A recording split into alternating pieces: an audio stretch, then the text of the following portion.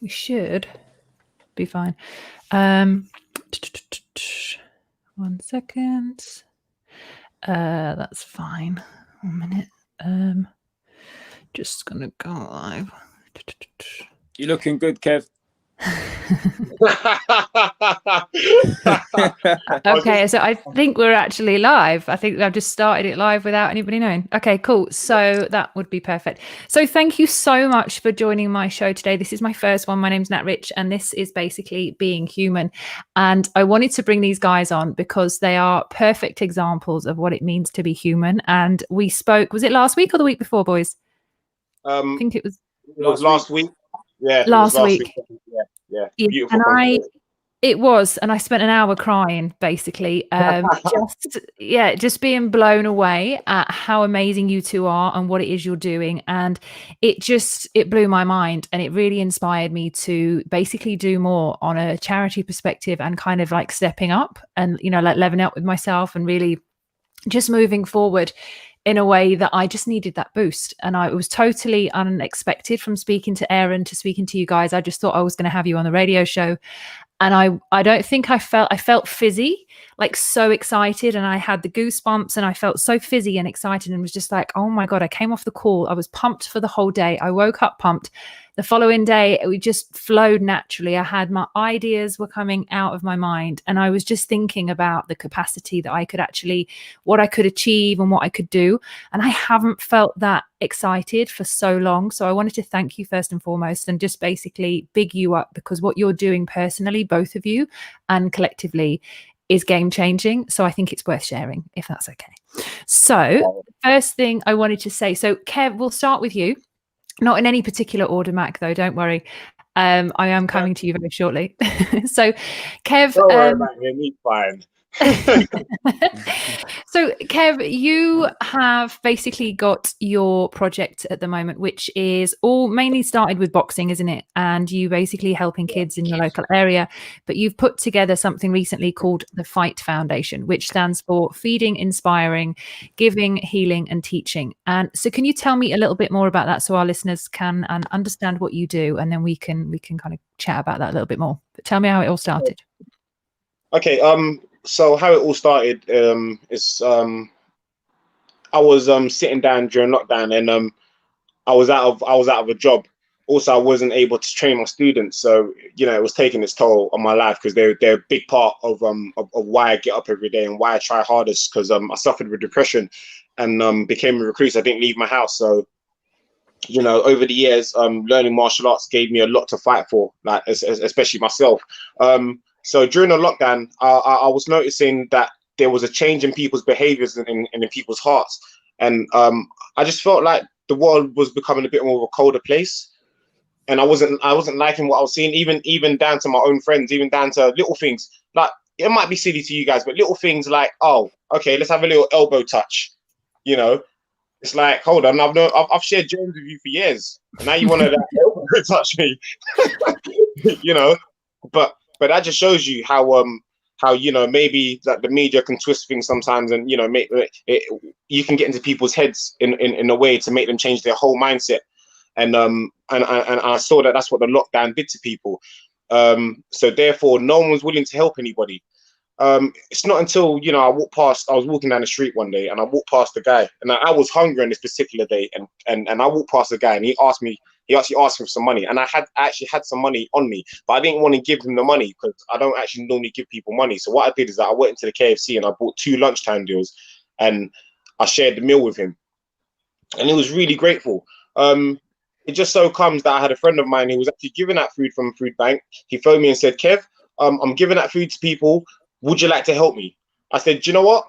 I'll definitely be more than happy to do that, because that's something that resonates with me and the kind of person I am. And I was just in a giving mood. I can't explain what or how.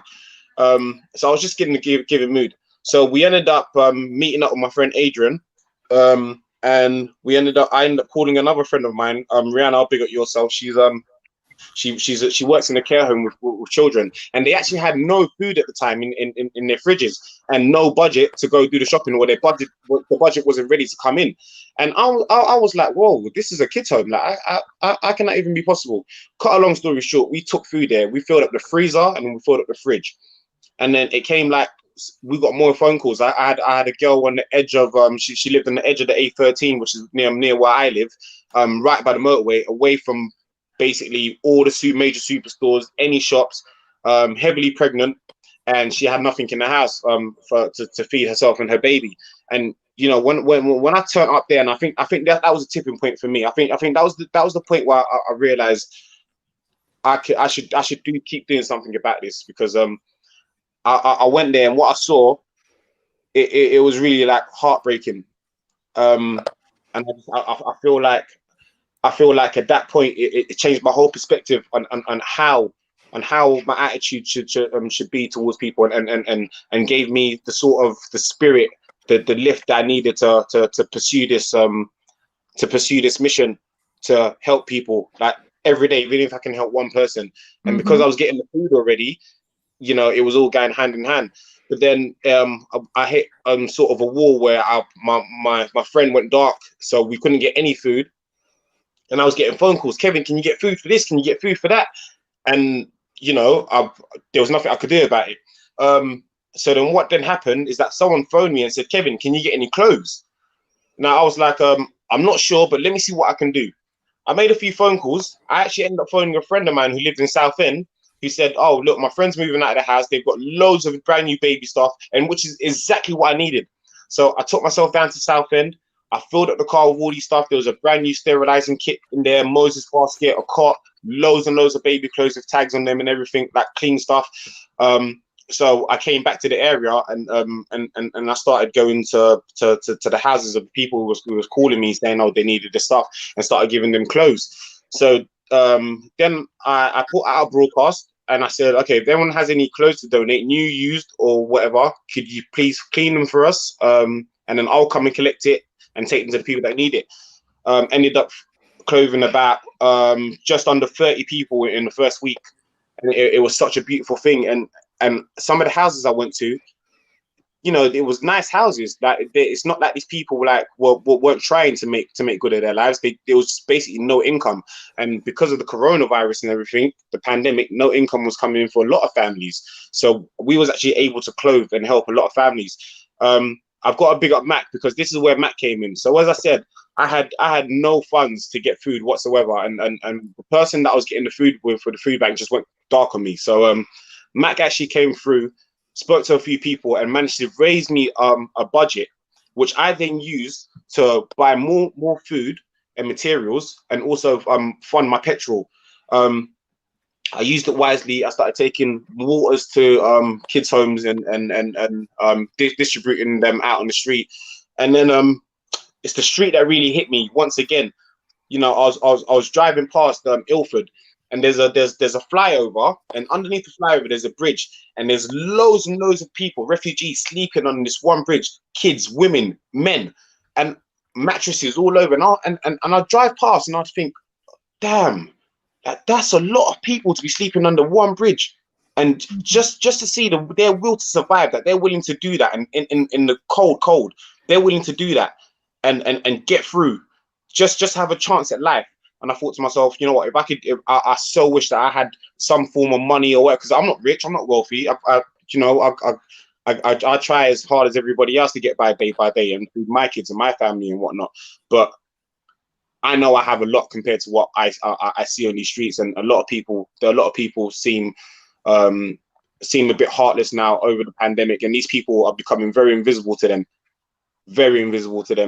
And that's one thing that I want to negate, and that's one thing that I try to use my sort of little bit of respect or fame that I had when I was coming up through the MMA ranks, and teaching through the gym, helping all these kids. So I try to use whatever I could to inspire people to help other people. And it's been a beautiful thing. Through this, I've seen that my friends set up a charity called Help Us Help JA, which is giving clothes to Jamaica and Africa. which is a very good thing. And also another reason why I'm battling so hard as well is because my friend Adrian, his son Rome, he's got ECHS1, which is one of the rarest disease found in children, and his son's actually brain damaged. The treatment, it's going to cost 100 grand to take him to Texas, which he hasn't got. So I've been trying to help him raise money for ECHS1 as well on the side. So yeah, the battle's just been it's been crazy, but I'm very hopeful. I haven't lost any faith in humanity, and I believe that if you lead like in a good way, you lead by example, and people will follow suit. And I believe it's going to happen because people have done it. I've got phone calls saying, "Oh, Kevin, you started a charity thing. Now this person started a charity thing," and I'm like, "No, it's called inspiring." Yeah, totally. It's not about copying or being better than anybody. It's about inspiring. I wanna if I do this now and you two go set up a charity, I've done my job. It's exactly what I've done this week. I've done my job. You see? Yeah. So you have. It's incredible the way that you talk and the way that you commit to whatever stands up in front of your way it is inspiring, and it inspired me. You know, I'm telling you, I had I Am Sound, which is the personal development company, but I was like, how do I, even though I haven't made my shareholders any money yet, I was thinking I still want to go and open the charity. So I've literally been writing out, putting all the stuff together for They Are Sound, which is how we give back. And I was sat there thinking, I just want to set up a fund. I don't want it to be for anything particular. I just want it to be a fund. I want it to be a bank that as and when I come across things, I can use that in some way and bring on the corporates and do what we were talking about before last week. And I feel like a lot of people, and we'll move on to you in a second, Mac, as well, because I think your stories tie over really well. But a lot of people wouldn't necessarily expect when looking at you that you would be doing this. And I think it was the way you were communicating with me the other week and the way that you were talking and coming across with your words. It blew my heart, my mind, everything open. And I was just like, oh my God, I can't believe that, you've really you've carved yourself a journey from obviously doing your MMA stuff and obviously fighting and making sure that you can perform well. You have this way of carrying an energy, and you don't get angry with it. You're not like forceful. You're not saying it to show off. You were just telling me what you were doing. And I think that's why it inspires people, because they see in you something that they admire and that they want to align with, because you are coming from the right place. It definitely feels like that to me. Yeah, I just try to be the best version of myself. Like I'm as flawed as anybody else. Like I have my moments when I'm upset. I've had my moments when I don't want to talk to anyone. I want to be alone. Do you know what I mean? But yeah, it will never ever stop me from turning eye at someone that needs help. Do you know what I mean? I couldn't do that. I physically couldn't do that. I just can't. I don't know. I can't explain it. It's just not in my nature. And that's I understand. Yeah, Mac, that's what I do. Yeah, and Mac, you are obviously yourself. We spoke very briefly on the call as well. Obviously, I was calling Kevin and you were there behind, and then you jumped on the call as well, and you were telling me what you've been doing. So let me just tell the viewers what we've got. So Mac created something called is it bike? Hold on, where we got bike gang? No, hold on, I wrote this out. Ride Storms. Is that right? Almost, you were almost there. Ride Storms. No, sure, I got this. I wrote it down. Hold on, where is it? I've got it on here. Either way, can I just explain what my understanding of it is? Because I watched a video and I thought, oh my God, this guy's doing something ridiculous. So I watched a video. There was loads of kids on their bikes. And the aim was to basically get these kids together. And it's knives down, bikes up. And it's getting kids from as far as you can find. And you have people coming over from Germany, Africa, France, America, all coming to this one event that you were putting on and raising awareness for these kids and getting them to take action in their own lives and kind of stick up for something they really believe in. And this is, something that incredible when I saw the video, and I will share it with my friends that are watching. It's something that I wouldn't, if I saw loads of kids on bikes from, young kids on bikes, even myself, I'd be, God, there's loads of them there. And I'd feel a little bit like, oh, but they were so nice. And on the video, they were all like just happy and they were chilled. They weren't angry. They weren't violent. They weren't rude. We have such an assumption, I think, of young kids in London because of the way that the media tells stories, because of the way that what we expect is what we're going to see from what we've read and what we've seen on TV. And you guys are proving that that's not the case. So do you want to tell us a little bit more about how you even started that? Because it's such a cool project and I think it's worth sharing. Thank you. Thank you for even going and looking it up. Bike Storms was started from me wanting to help the younger generation away from crime and away from a negative attitude, because it's all life is all about attitude and how you see life, your attitude towards life, which is going to hold you back or move you forward.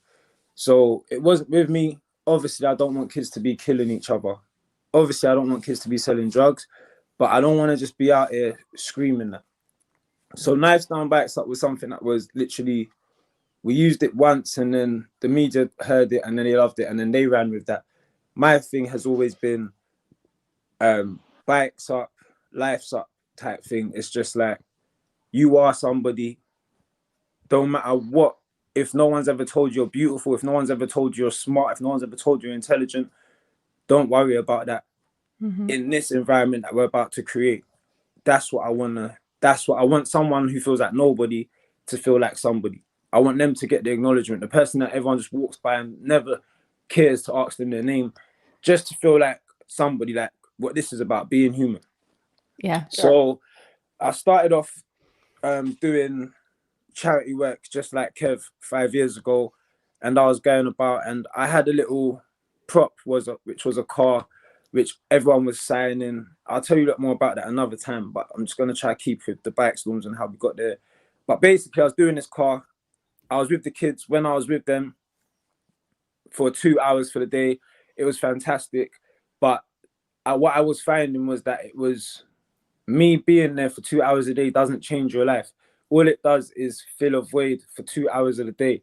But when I leave this area, when I leave this home, when I leave this playground, whatever problems you've got going on in your life are still going to be there. And I used to drive away and people used to phone me or message me and say, Mac, you're amazing, you've made us feel great, and that, and I'll be like, yeah, but that's my ego. You lot are now saying I'm a great guy, but well, has that changed your life though? No, it hasn't. It's just made you happy for 2 hours. It may have planted a seed, and that's fantastic that you can plant a seed and hopefully it can grow into something beautiful. But I wanted to do more than plant a seed. Like, I wanted to plant the seed and be able to nurture it and guide the seed through. So I love working with young people, but I hated the way that the system teaches young people. I hated the way that the system treated young people. I hated the way that young people were treated like young people. It's like, whether you got a brain of Einstein, you're still getting treated as a young person. And I didn't think that was fair. So I more treat a child. If a 13-year-old shows me a level of maturity, then I'm going to deal with that 13-year-old with the level of maturity that they're showing me. That doesn't mean that I'm going to say, go and smoke a cigarette. But it means that if you've got a concern about life or the world, I'm going to take your concern into consideration. Yeah. So bike storms was something that I was doing, riding around with someone. Well, I love motorbikes. So I got involved in bike life on the motorbike scene, and I was riding with my friend Wavy and Bugsy P. A couple of us were riding. We were olders. We were influential to the younger children, and they was following what we do. At the time I was turning 30, I saw young people getting on motorbikes, and I started to feel different feelings. I was like, nah, I can't see a 14-year-old riding a big 1000 double R motorbike. If he falls off, he's gonna die. Then whose fault is it? Like, we influenced him. So I took my influence that I had and I said that I want to put love into what the children do. If you put love into what the children do, then they will stay doing it longer. But if we make them feel like riding a bike is crap, then they're just going to want to throw their bikes in the shop as soon as they can, because riding a bike wasn't cool. It wasn't, even me, riding a bike, who wants to ride a bike? We want to drive cars, or we want something with an engine. So I was like, nah, man. Like, the influencers, we have to put like source on what they do. So I just said, you know what, let's do a bike ride. Let's get lots of young people together. After I was editing their videos and doing stuff for Instagram, I saw a lot of kids, but they didn't know each other. They're sending me videos.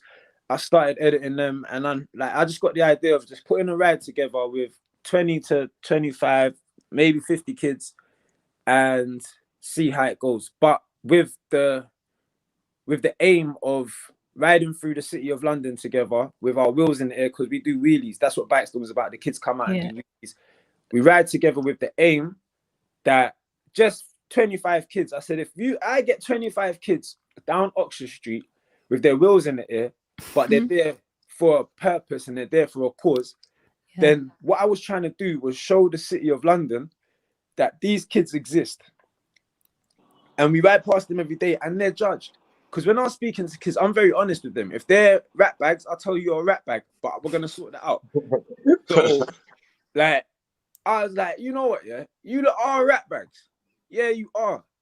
But you got hearts. And this is very important. Now it's like, why are you rat bags? Why is this rat bag behavior coming out? So rather than me jump down your throat and judge you and say this, or come as the older, you know, when I was your age, I wasn't doing this and this was different and me and my guys, and then start telling them all my war stories about how many fights I had to make them believe in me. I was like, you know what? No, I'm going to show you lot love. I don't care what, I know what life I've lived. I know what I've been through, but I'm not going to make you lot know my past for you lot to believe in me, because I don't want you to follow the narrative of, oh, well, Mac was a gangster, so I can be a gangster for the next 25 years and then change my life when I get to Mac's age. I want you not to think like that. I want you to think, why is Mac here? Why is Mac sacrificed his car? Why has Mac done this? Why is he doing this? It's because I want you to make the change now. So you don't have to get to my age and then sacrifice your whole life thinking like, oh, no, I want to teach young people. I don't want the kids to all turn into Macs. I want the kids to turn into successful people, successful human beings that can go out there, whether they want to build computers, whether they want to build cars, whether they want to paint pictures of nature, whatever you want to do, you're doing it with a different inner side, with a different being. You're doing it with love. So yeah, you may be a computer programmer, but on your way down to your big office building, you did what Kev did. You fed 12 people on your way there. It wasn't just, oh, let me jump in an Uber from A to B. You said, let me walk part of the way, then jump in an Uber half the way so that I can interact with people that are not so fortunate in life and become more community spirited. Wow. So this is make me cry. This is what Bike Storms was all about. Like, kids came and it was for the kid that was being bullied. Now, I'm not going to tolerate nobody being bullied around me. Nobody. Black, white, Indian, I don't care. Like, I'm just sick of people feeling less than who they are because of our stupid opinions, of our slippery tongues that we don't understand. One slippery tongue can stick on someone's life forever. So someone could feel really bad about the shape of their nose. Someone could feel really bad that their ears stick out. But because you don't know how much it bothers them, you just slip it off your tongue. So that's what I started this ride out. I said, you know, if these kids believe in me, then I want them to love each other. I want them to come together and big each other up, lift each other up. And that's why I saw them using the bikes. And the thing about the bike, when I did the first Bike Storms, it was scary. I had 500 kids out. I didn't know. I knew about 100 of them, but the other 400, I didn't know. They was all wearing balaclavas and masks. And for someone who don't know them, it's like, this is scary. Yeah. But they came together and I said to them, look, you lot can be as bad as you want, but what do you want out of life? All you lot moan about the police, you moan about the government, but what do we do for ourselves to make them want to listen to us? So their stereotype is we're arrogant, we're thieves, we're criminals, we're this. I said, let's come together for one day and show them that this postcode war that everyone's talking about, that we can change that. We can come from all postcodes and we can stand together for one day, just like one. Just like, why not make history? I tell people we only live once, so why not make history so that in 300 years that your name lives on? Like, it's carried. You're not just here for a period of time and then gone to the earth. Like, people know that you was here. So that's what I wanted the kids to believe. Now, at the time, that we had nothing. All we had was our bikes. But what I had was a belief that these lot are talented. They've got a skill. If we nurture it and we guide it, this isn't about money. This wasn't about money at first. This was about the heart of a kid. If we nurture it and guide it and show people that a kid is riding his bike every day. Now, remember I said I did the car, so I'd pull up, people would sign it, 2 hours, then I'm out. What I saw with the bikes was that when I was out with you lot, I looked at my clock, it's 9 o'clock in the morning, look at my clock again, it's 8 in the evening. And we still want to be together. Yeah. Now, if you think about that, from Brixton Estate, from Kennington Estate, from New Cross, East London, I've got all these boys with me that come from those estates. And I'm just seeing it as like this. I've got you for 10 hours of the day. That's 10 hours of you under a cover where problems can't see you. And then if you're an active child where you would have robbed a handbag or you would have went and had loads of fights, I promise you, I don't know one human being that can ride 10 hours for the day and still have the energy to want to go and cause trouble.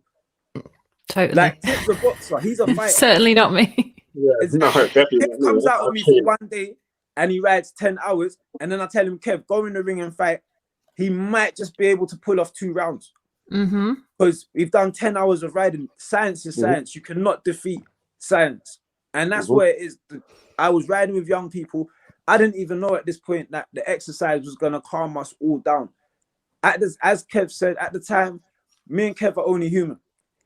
I was going through my own stuff in life, and I generally vouch for a bicycle. I tell everyone, go and get a bike if you're going through any stress, because it generally works for me. And I could see it working for everyone. So with Bike Storms now, what we saw was I started riding with the kids for like 2 years, day in, day out, day in, day out. What shocked me was like in the second year of doing what I do, I started to develop closer relationships to the younger people that I'm riding with. Because when you're riding on a bike, you don't really talk much. It's all about energy. Yeah. Unless you pull up at the shop, like, who wants to drink? And then you say, yeah, or you put out like, yeah. And then everyone's like, but there's not much communication. It's weird. There's communication, but there's not much. So you won't know much about a person. 2 years in, start talking, the kids know me a bit better. They start approaching me. And I'm like, you stutter. You're autistic. You got a disability. You're disabled. Seriously. Didn't know any of this. Because when you're on your bike, it doesn't show. So if just solidarity, isn't it? We've got people that got a stuck on their bike. In school, they'll get teased. But the reason they're not getting teased here is because it's not about a sentence. It's about a feeling. So it's like, whoa, hey, like, that's all I'm hearing you say most of the time. You don't need to stutter. And I found that when people are comfortable, their stutters don't even exist that much again. It's like, you got to get people in their comfort zone. So I was like, bro, kids that are in school that stutter, it's because they're always in an environment where they're under pressure. It's always they're never comfortable. Because like someone and one person smile in a classroom. Yeah, if you're talking to a classroom of 50 people and 50 people keep a straight face for your most serious time, but one person smiles, that one person smile will register more than anything else in you. So this is what Bike Storms was about. And then so it was beautiful. We came together. There was no fights. I said to the kids, we'll do a contract. If there's no fights, we'll do another Bike Storms. The thing that we had in common was that we all lost somebody to death.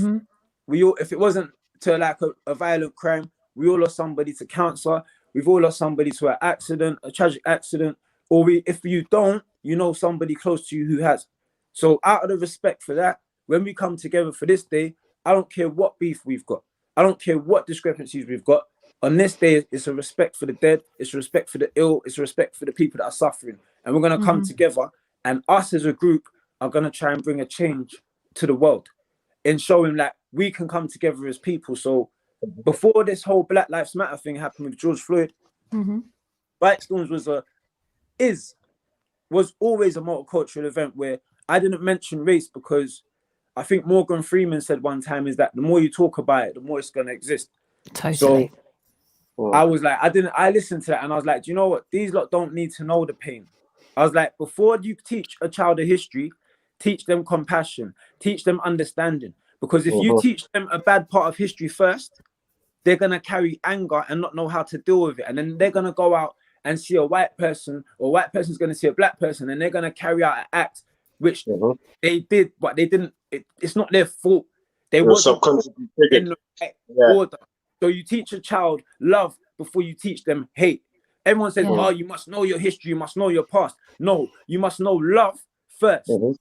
Because love will bring forgiveness. Love will bring understanding. That's what you need to know first. I will never tell my kid, my daughter, oh, Stony, white people beat up black people, white people beat up black people. I'll never tell her that. Because all it's going to do is, if I love my daughter, I'm putting something in you that once you leave this house, I've put a bomb in you.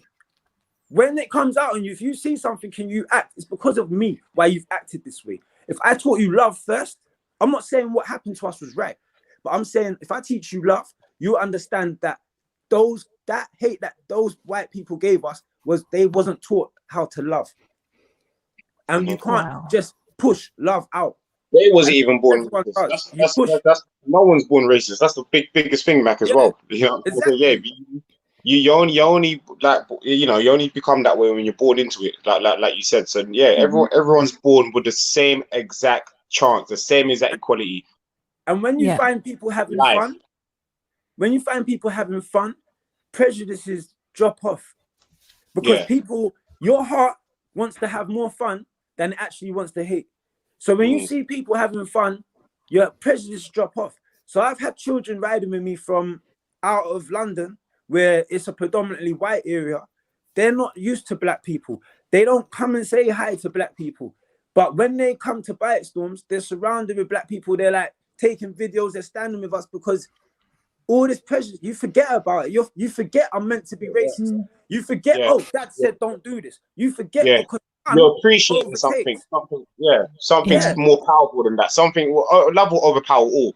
So when you're putting it out there like that, Mac, and you're turning up with these kids and you're doing that, you can't. There's no time or place for that ignorance, that kind of ignorance. It's only love. That energy consumes you. So it's like exactly what you're saying, man. When you're around that negative energy, if kids are around bad kids, they're going to be bad kids. If kids are around good kids, they're going to be good kids. Same thing with adults. Like we just said, look, COVID has changed everyone's perspective on everything else, on how to be with each other and everything. So if that pandemic can do that to us adults, then think about what it can do to kids. Yeah. Like I said to you guys before when we had our original chat, it's not that I don't believe diversity is important. I think it's greatly important for many people to feel a sense of solidarity, you know, with all humans. But for me, what comes before diversity is your heart. It's your self-acceptance and your self-love. Before you can expect the world to be able to take you on and accept you as you are, whether it's gender, race, politics, religion, you need to know how to accept yourself. And the only way that you can do that is by being willing to learn about who you are and what it really means to be human.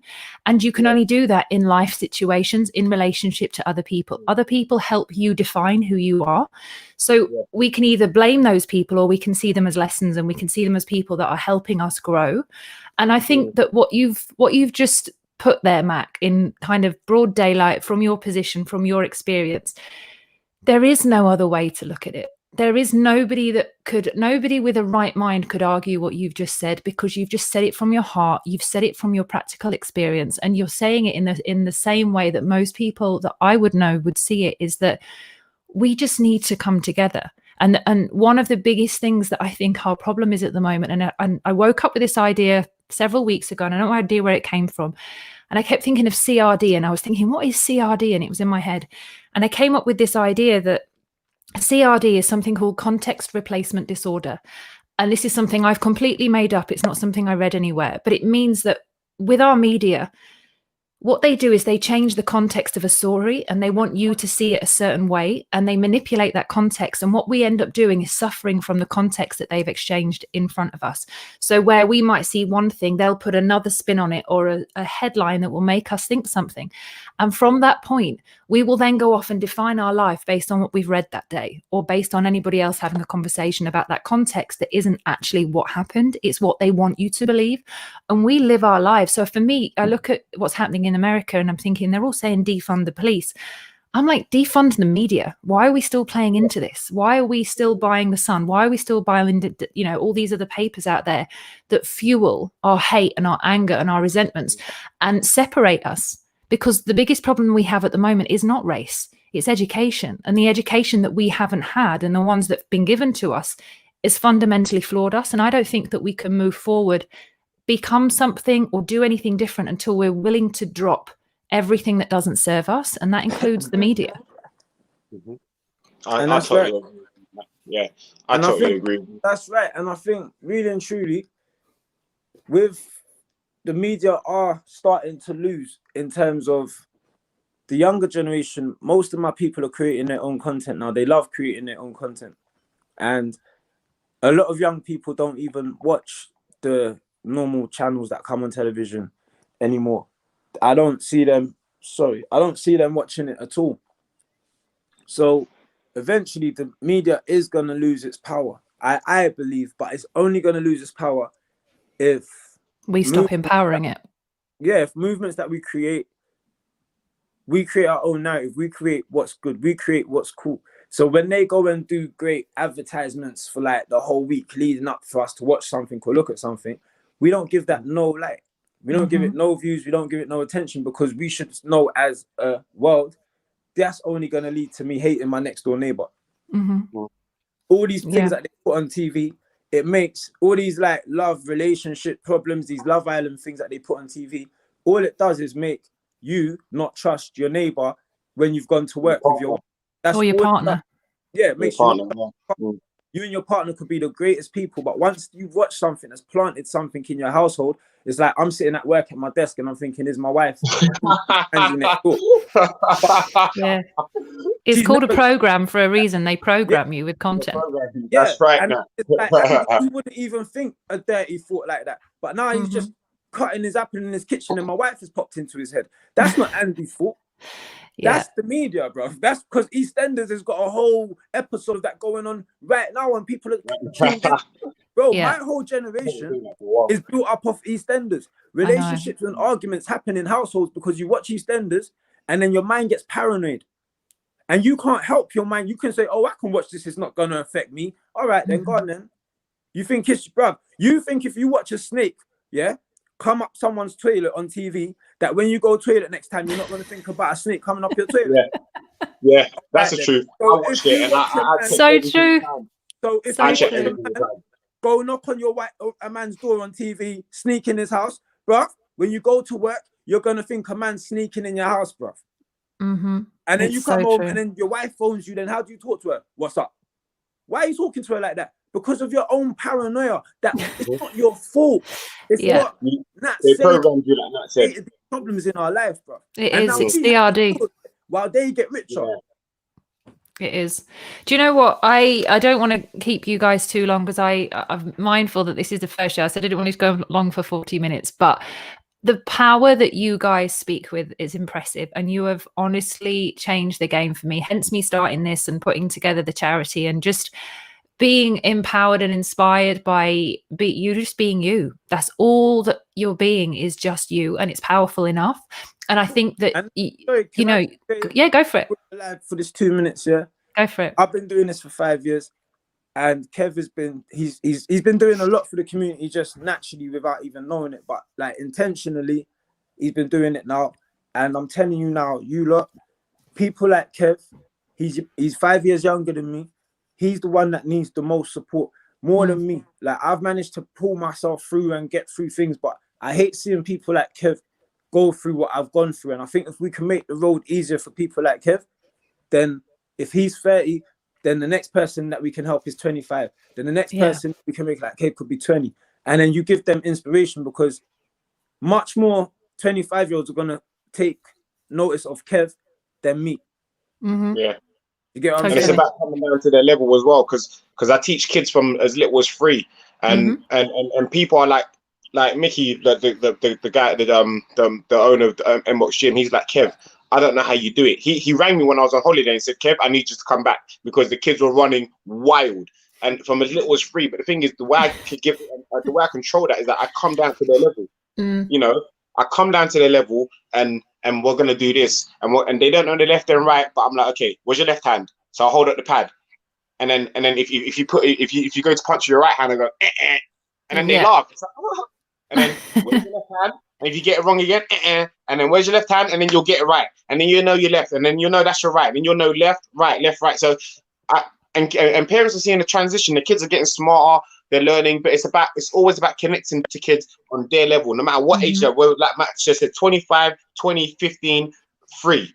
You've just got to connect with them on their level. That's the best way. And another thing I quickly add as well is that if we are going to do this, we need to inspire more. So the road life is very glamorized because of the music, the drill music, and the trap music that people listen to, and then, like you said about the media, everyone panicking over the pandemic, not wanting to be around each other.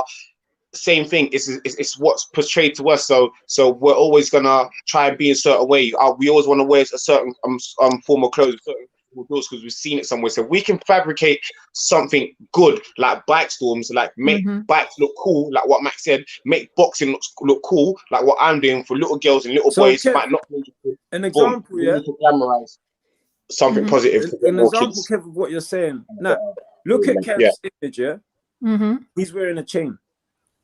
Now, the same drug dealer is wearing the same chain and his hat backwards like that.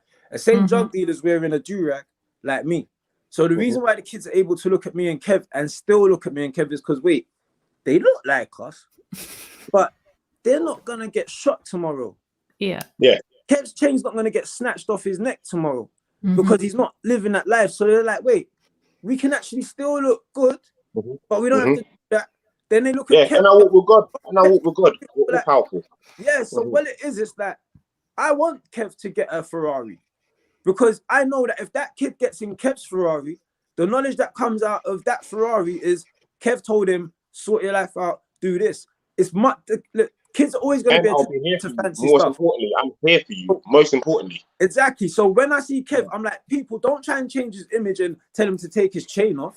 Let him be how he's doing and let his actions show you what he's about. Now, he wears that chain and goes and feed the homeless. Now, kids, you can go get your chain. But what are you doing? Are you feeding the homeless? Or are you just trying to impress a woman? Because now that's a difference. Yeah. You get what I'm saying? So that's what I'm saying. That's why I just wanted to add to what Kev was saying. And Max, you know what? Just to top up on what Max said. Max, thank you, by the way. I said to Mac in the beginning, because certain things Mac's been mentoring me as I've been going on my journey. So certain things he said to me, he said, Kev, that even sometimes the way you dress in that, and I said to Mac, I just want to be me. I don't want to portray myself in a way where kids are going to be like, yeah, you know, he talks this and that, but he dresses like this and that. I just want to be me. I just don't want to. I want to portray me as I am, how I am. Kevin, the fighter, the teacher, the feeder. Like Max said, I'm gonna big up Mac for the acronym. So, is that who came up with it? You've got the Fight Foundation. Just to reiterate that. I put the healing in there because he had something. What did you have before? You put helping or something. Humble. Well, do you know what I like it? Because it's the Fight Foundation, and Fight stands for feeding, inspiring, giving, healing, and teaching. And I think that's you're a perfect example of all of those things, and that's what you're doing. So I love the name. Well done, Mac. Well, look, I want to let you guys go, but first of all, you're my inspiration, and you guys have got me out of a position of thinking about business and what I'm usually focused on, focus. And I thought, it's bigger than me. It's bigger than everything that I'm working on at the moment. I need to make it not about me. I need to make it about other people in a way that really resonates with me. And that's why I've committed to making They Are Sound. And as I mentioned to you guys, we discussed I can help you guys to be able to go to some key places to be able to set up what it is you want to do. And I joked and said, I'm going to use my white privilege to its advantage, and I'm going to get you as much support as I can from the corporate world. That was supposed to be a secret. It's all right. They're fine. They'll feel so bad. They'll want to do it anyway.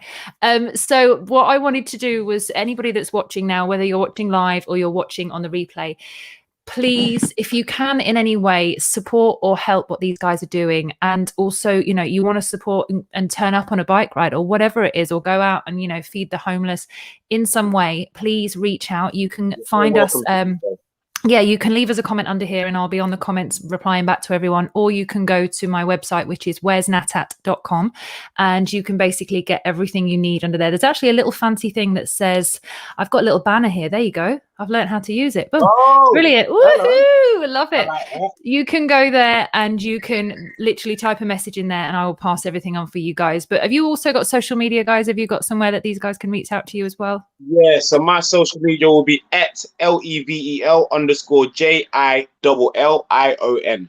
Level Love Jillian. it. Perfect. And Mac? My What you got? social media is Mac_impact. Love it. And I don't have any social media, so that's why I'm doing this right now. It's my only form of getting out there.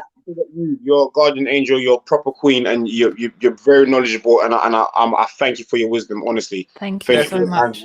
Thank you so much, Nat. No, do you know Nat, what? can I do one more I feel thing? it. Go for it. I think this is gonna be a thing now, Natat. Hey, Natat. Matt, read that. Natat. Natat. Is that my new name? Natat. Yeah, you have chat with Nat. I'm having a Nat chat. Yeah, Nat chat. You can say it whatever way you want. There you go. But look, thank you so much. And for anybody else who's watching, anybody wants, we've got some really cool comments that have come in, and you know, people are really impressed with what you guys are doing, as I am. And let's just keep moving, keep inspiring. Well, this is just the very, very beginning of something. I can feel it. I get goosebumps. I can feel that this is going to go somewhere quite big, and we're going to use all of our contacts, come together and make sure people remember to come from love. And it's just about being human. Thank you so much, Nat. Thank you so much, guys. Thank you, everyone. No worries. Channel, please. Thank you. Peace, love, Thank and you. equality. Share it far and wide. I need as many Love you, Kev. subscribers as I can get. Yes, Matt. Bye. See you later. Bye. Matt. Okay.